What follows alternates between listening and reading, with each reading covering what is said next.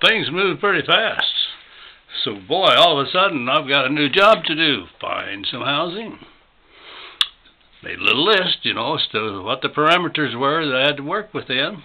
The first one was that I wasn't going to have a car, so it had to be where I could either walk or ride a bus. So that was the second thing. Or third, be close enough I could walk. And four, it couldn't cost much, even though I would have a stipend for living off post. Well, finding housing is pretty hard anywhere, and around an army base might be a little harder than normal. I got a little discouraged, but everybody knew I was looking, and I don't remember who. It could have been Major Ross, it could have been one of the guys in our outfit, it could have been, I think really it was somebody at the A&D office. Said, hey, there's a place for rent on Filmore Street. Well, we've been warned about Filmore Street. UGI, stay away from there. Lots of places there to get into big trouble.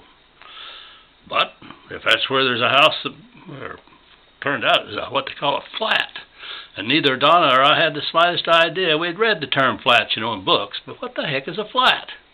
Well, it turns out that in this case, at least, the flat was the second story of a three-story building, and the bottom was a bar.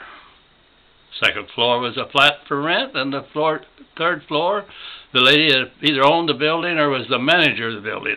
She was the landlord anyway. That's who I gave the money to, who I talked to about renting it. Man, I went up there and looked at it. Plenty of room. Nothing fancy in the way of furniture, but certainly sufficient. And the price was right. Well, we struck a deal right away. Close enough to walk. That's a heck of a lifesaver too, because you don't have to pay the bus driver, you don't have to depend on the bus driver, you just depend on those feet. In those days, those feet were good for walking. They could even run pretty good. Well, I don't remember what day, but it was in the fall. We had Christmas together in San Francisco, and DJ and Mrs. Bagshaw hit the road. And I can't remember whether Donna had mapped out a 2 or 3 day trip, but she was a good driver then and is now. And they hit the road, and I knew what day that they're supposed to get in the evening. So naturally I'm at the apartment, and I'm waiting, and I'm doing a little of this and a little of that, watching the watch time. Those days, no phone to look for time, you had to watch. And no Donna. So I got to be pretty worried. And no telephone, no way on earth she could reach me. So I worried, needlessly of course. Turned out that Donna had gotten up, got people on the road in the dark that morning, and she'd taken a wrong turn, went a little ways out of the way. Well, that'll slow you down a bit on a trip, and you have to backtrack a bit. And she got to the flat, safe and sound, as planned, just a little bit, maybe 2-3 hours later than I thought she'd get there. All was well. All was well.